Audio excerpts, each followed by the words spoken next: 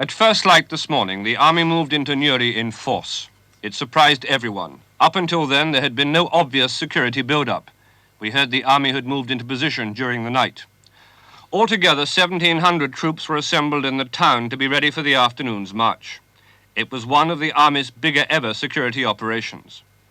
And for the first time, they set up roadblocks inside the town, prompted possibly by reports that the IRA were distributing arms to marchers as they moved to the assembly points, reports which turned out to be false. And for the third day running, every car driven into Newry was stopped and searched.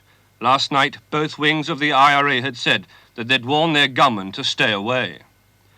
The organizers of the march did seem from the very start to have control of the thousands that had walked to Main Avenue on the Catholic Derrybeg estate.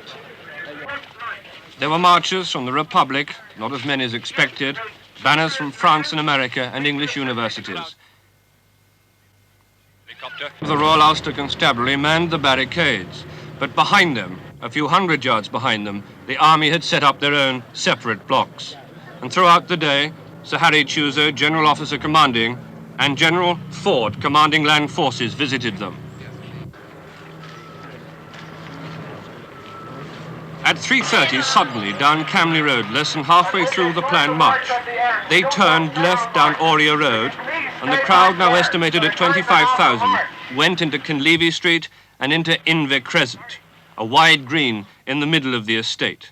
This, the marchers said, was their phase 2, their planned non-violent alternative to avoid confrontation with the army.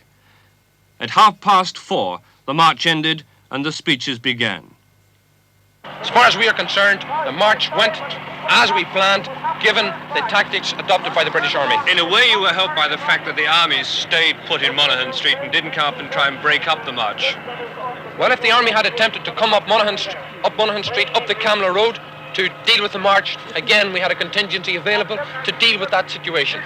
So you've got your illegal march and you've got your assembly? Absolutely. This march has been, as far as we are concerned, a total success.